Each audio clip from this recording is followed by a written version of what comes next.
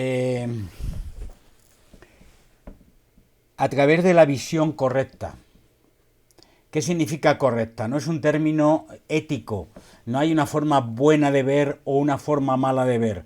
Hay una forma profunda de mirar, de fijarnos en las cosas, de fijarnos en los acontecimientos, de estar presente, observando la vida y viviendo la vida.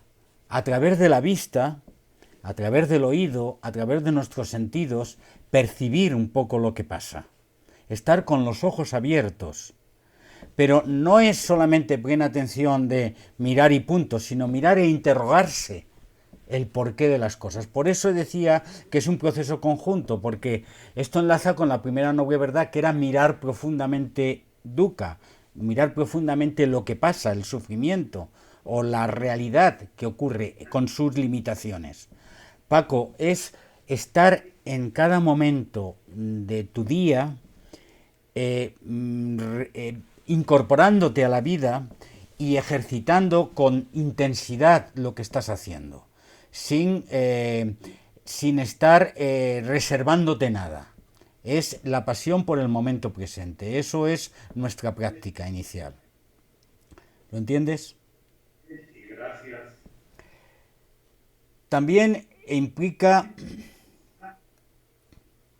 la acción correcta.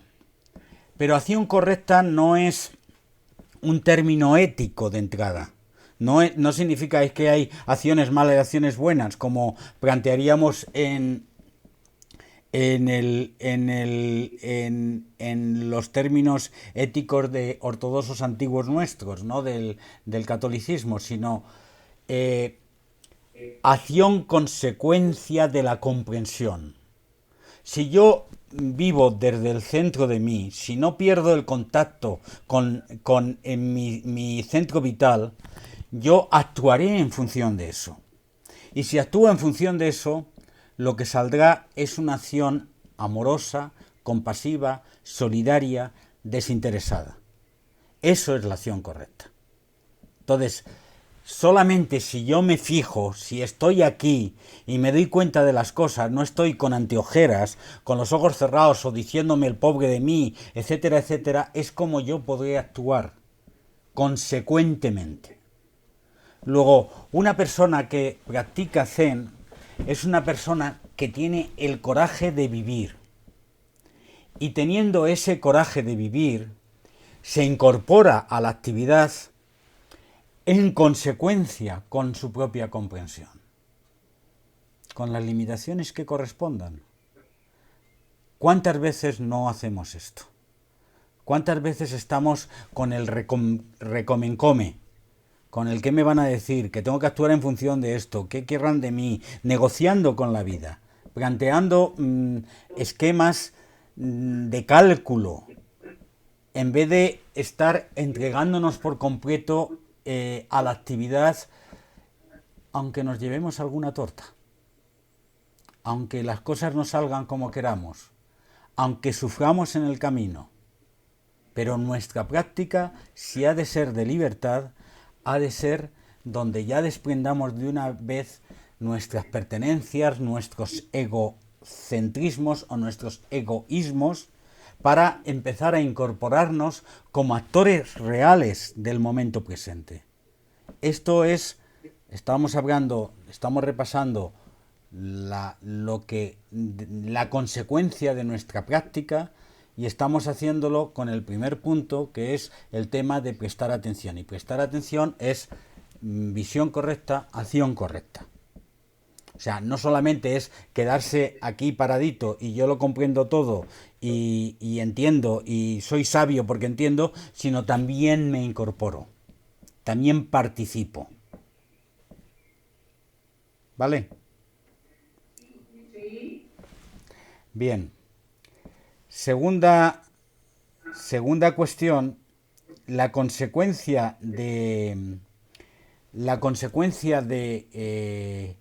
este entrar en la vida y comprenderla y actuar en consecuencia lleva a lo que yo llamo una ética natural. Tenemos dos opciones. Yo soy bueno porque me lo mandan y porque además es lo que me ha dicho mis padres que tengo que hacer o lo que yo me he intentado convencer, pero me cuesta un porrón ser bueno y entonces lo hago como un mandamiento.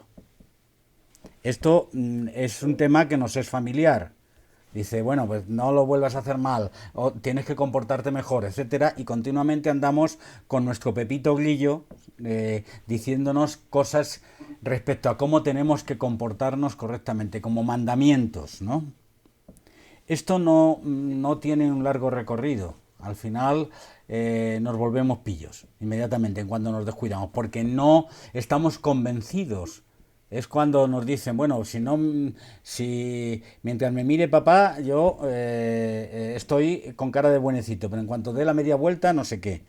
Esta actitud psicológica, no estoy exagerando, somos seres adultos, pero a veces en nuestro interior nos comportamos como niños en este aspecto, ¿no? Es una actitud que no es algo que surge del corazón, es una ética impuesta. Y esa ética impuesta es la ética de los mandamientos, es la de que tenemos que hacerlo porque si no nos castigan, o por miedo al castigo. Todo eso hay que dejarlo atrás.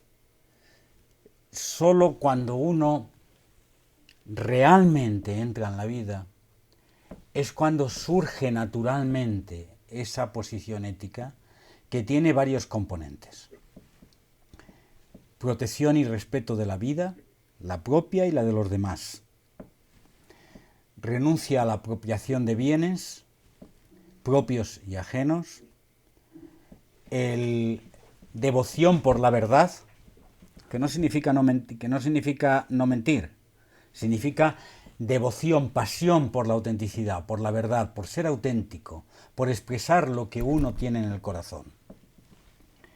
Renuncia a la manipulación de otros, no solamente en el plano sexual, en todos los niveles. Y renuncia a actuar sobre la base de verdades impuestas, de dogmas. Son varios de los elementos que aparecen en la doctrina del Dharma como elementos centrales de una ética natural. Pero todo esto es consecuencia de una transformación interior. Yo no me creo en mucho de una persona que haya tenido grandes experiencias espirituales y luego sea una persona que esté agarrado a sus riquezas o agarrado a las personas o agarrado a la manipulación y al control de la gente, o que sea un falsario. Uno de los elementos que naturalmente hacen que dice, bueno, realmente tu vida ha cambiado porque te has vuelto más auténtico, porque no te apetece hablar frívolamente de tonterías, porque defiendes y te incorporas a la defensa de la vida en todas sus vertientes. Entonces, todos estos elementos son elementos que han de surgir en nosotros como consecuencia de nuestra práctica. Y si no están surgiendo, y si hay cosas reservadas, no significa que uno tenga que andar allí por donde vaya soltando lo que a uno le surja de la cabeza. Devoción por la verdad no significa estar continuamente contando lo que uno piensa. Significa ser auténtico, básicamente. Tener autenticidad. ¿Perdón? Me doy un palomazo. No te oigo. Me doy un palomazo. O sea, pasé la prueba. Pasaste la prueba, ¿no?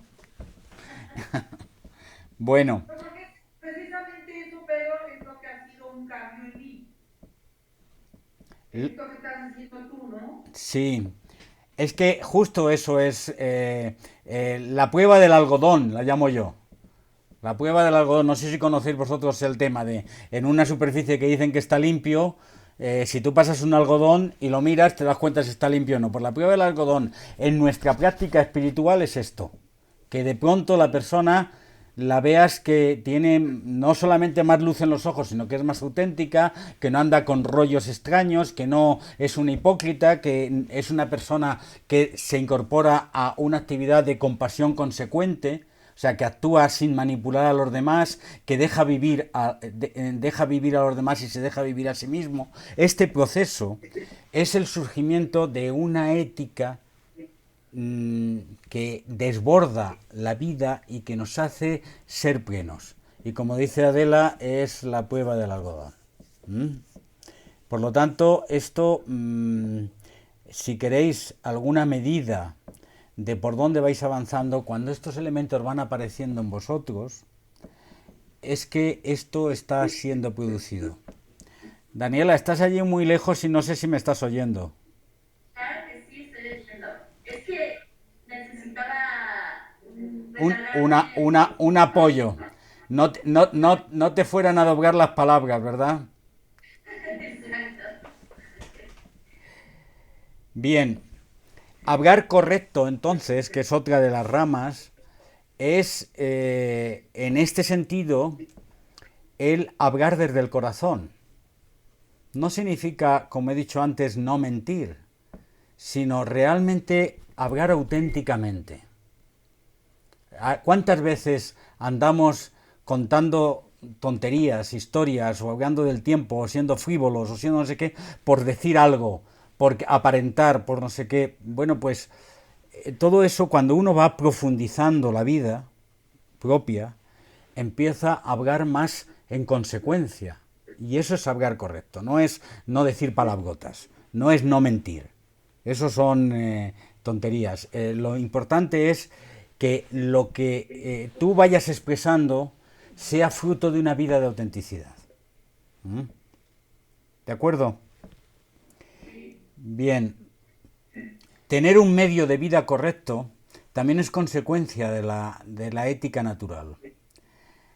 Correcto es honesto, es una forma de vivir, de ganarse la vida, que no sea sobre la base de explotación de otros, que no sea sobre la base de la usurpación de bienes ajenos, que no sea sobre la base de el destroce de los bienes materiales, no sea en una actividad donde se destruya la naturaleza y se destruya a los demás. Estoy poniendo en ese sentido el listón alto, y esto a veces genera contradicciones, pero si somos practicantes de la libertad y practicantes de la transformación espiritual de nuestras vidas, esto tenemos que enfrentarnos a ellos.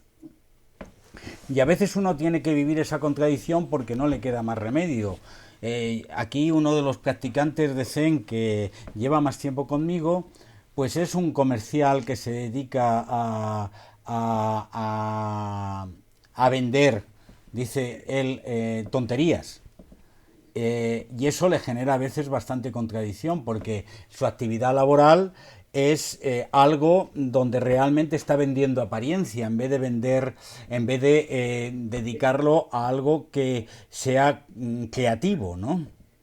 Y esto a veces conlleva que a gente que practica y que avanza en la práctica entra en contradicción con su propia profesión y le lleva a cambiar de profesión para hacer una profesión más de servicio, más creativa, más respetuosa con la vida, etcétera. Pero eso a veces no es posible porque se vive una crisis económica y lo único que uno tiene que hacer es ganarse decentemente el pan. Pero lo importante es que allí donde estés y como estés trabajando, no lo hagas sobre la base de la explotación de otros, la manipulación de otros, el destroce de la vida. Lo importante es que no estemos en ese ámbito.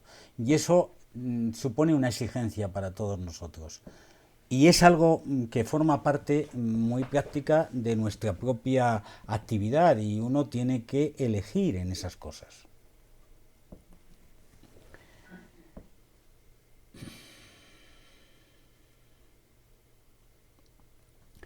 Y por fin el tercer área es el área de la práctica de la concentración contemplativa, la práctica del samadhi. ¿Por qué el Buda introduce este elemento, una concentración correcta, que en el fondo es la práctica, ¿os acordáis? Estuvimos hablando, no con vosotros, no, fue con otro grupo, del samadhi como uno de los estadios de avance en la práctica espiritual, los 7 factores del despertar, los tenéis en la página web. Bueno, en el fondo es la práctica del silencio, traducido a nuestra actividad actual. ¿Por qué esto es importante en este programa de vida? Porque en el fondo lo que estamos repasando hoy es un programa de vida, ¿no? Porque a través de eso podemos ahondar en nosotros. A través de la práctica de nuestro silencio podemos entrar realmente en la esencia de lo que somos. Y haciéndolo podemos practicar las otras 7 ramas. Podemos incorporarnos a la actividad cotidiana con plena atención, podemos desarrollar nuestro medio de vida, nuestro hablar, nuestra ética natural, conforme vamos desnudándonos en el silencio, en la práctica de nuestra concentración. Porque la palabra concentración está mal traducida del Pali, porque no significa estar obsesionado con una cosa, en plan de solamente miro esto, sino significa poder focalizar el momento actual. Y eso es lo que hacemos en la práctica de la meditación. Estoy en este momento plenamente presente, radicalmente comprometido conmigo mismo, aquí sentado, mirando a la pared. No necesito aparentar, no necesito montar números, no necesito estructurar roles, personajes, simplemente soy. Esta práctica es una práctica profundamente sanadora que nos lleva a que luego en nuestra actividad habitual podamos coger las otras ramas. He dicho antes que la ética que ha de surgir en nosotros es una ética natural, no es una ética artificial. No hemos de ser buenos porque alguien nos lo dice, sino porque surge de nuestro corazón. ¿Y cómo va a surgir si no le dejamos espacio? Y ese dejarle espacio es esta cosa tan simple como ponernos de cara a la pared.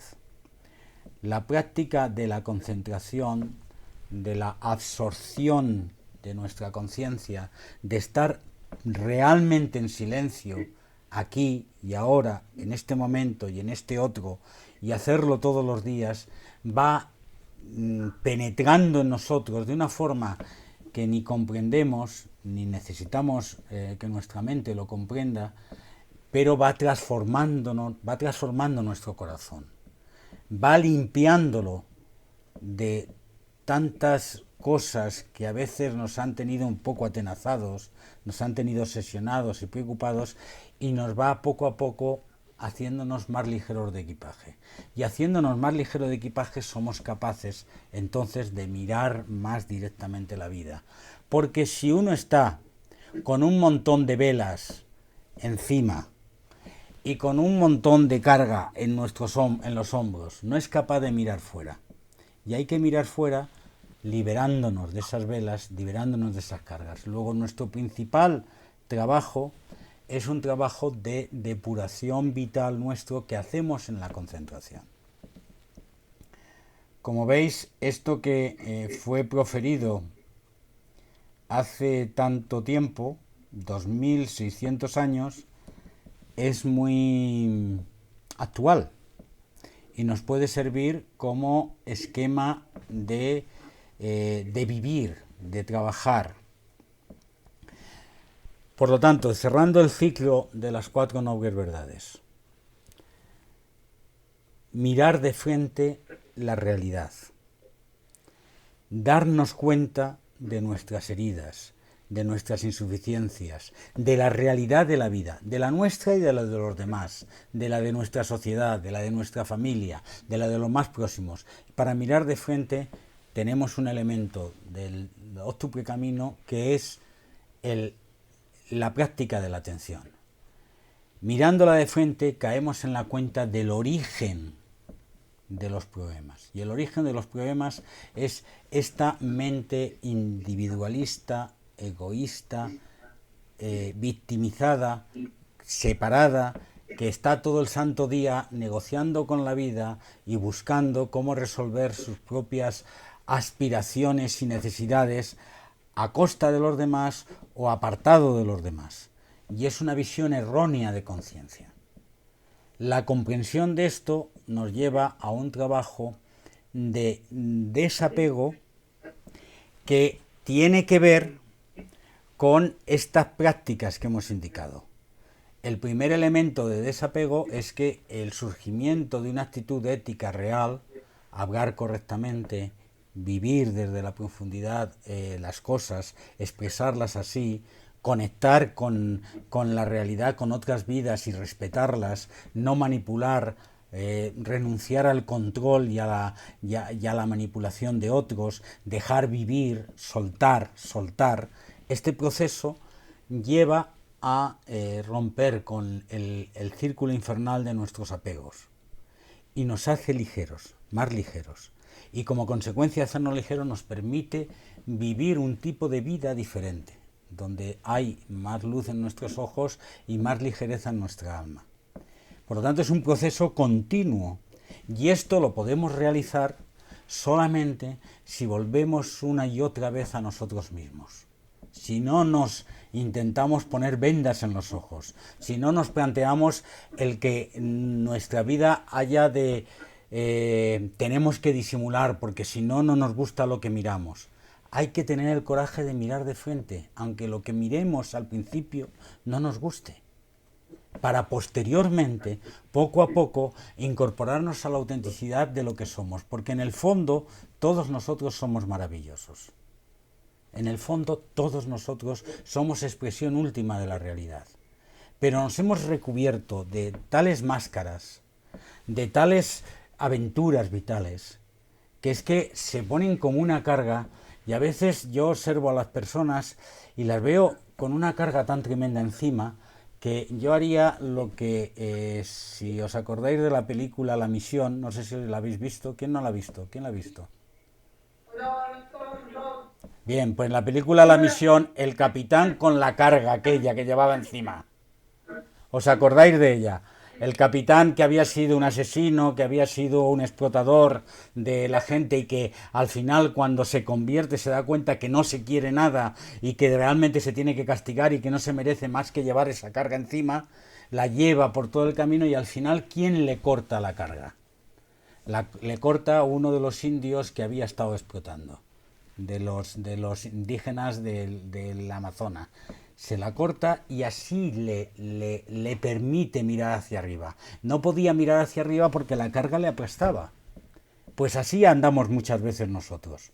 Andamos mirando al suelo con una carga tremenda encima y una obsesión en los ojos que tenemos que romper con esa dinámica. Y la única forma de romper es mirar, tener el coraje de mirarnos de frente. ¿De frente a dónde? No a un espejo. En un espejo vemos una imagen. De frente a la pared. A estar aquí a solas conmigo mismo. ¿De acuerdo? Sí, pero vean la misión, Rosario, no la has visto, ¿verdad? ¿Perdón? Es que estoy diciéndoles que esta película, La Misión, que a mí me impactó mucho esa escena que tú acabas de comentar, es muy significativa, muy simbólica. Claro. Y estoy preguntando desde quién no las ha visto, bueno, pues a lo mejor hacemos una reunión y vemos la película aquí. Pues me parece muy bien. Yo la pregunta que he de hacer es ¿cuál es la carga que cada uno está llevando encima?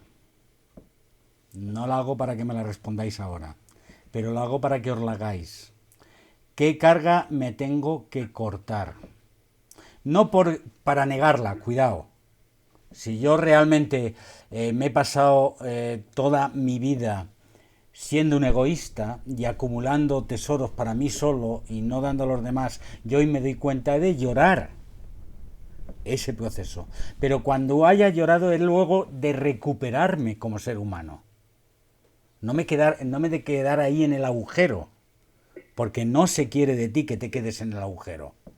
Lo que se quiere de ti es que efectivamente seas responsable con ese daño que has hecho a los demás o que te has hecho a ti mismo, llores esa pérdida, pero luego hay que cortar la carga. y hay que avanzar mirando al cielo. Entonces, ese proceso de avanzar mirando al cielo es cuando surge dentro el ardor tremendo por esa ética natural que digo, no más mentir, no más apropiarme, no más controlar, no más no respetar a los otros ni respetarme a mí mismo. Y ese es un proceso de sanación que todos hemos de recorrer, cada uno a su nivel. Y a veces tenemos que estar toda la vida recorriéndolo. Y en esa sanación es donde se incrusta nuestra práctica. ¿De acuerdo? ¿Alguna pregunta? Bueno, pues espero que este octuple camino se convierta en carne de vuestra carne. Ibas a decir algo, ¿no, Adriana? Dijiste que sí, una pregunta, pero digo, no, ya diste todas las respuestas. No, la pregunta la tienes que hacer en tu corazón, Adriana, porque esto es algo muy vital. Cada cual tenemos nuestro propio itinerario y en nuestro propio itinerario tenemos que tener la sinceridad de poder llamar al pan pan y al vino vino. El mirar de frente las cosas. Y a veces cuando uno a veces me preguntan por qué cuando uno se empieza a practicar el Zen, pues luego hay tantos divorcios o tanta gente que cambia de trabajo o se cambia de casa, porque al mirar de frente las cosas uno ve las propias contradicciones y dice, no más, no más, ya no voy a seguir engañándome ni engañando a otros. Y surge un ardor interior porque eso cambie realmente. Y surge la fuerza suficiente que a lo mejor uno no ha tenido en muchos años para dar el paso de ese cambio, que a veces es necesario. ¿Mm? ¿De acuerdo? Pues eso os deseo a todos. La entrevista personal. Empezamos las entrevistas, sí.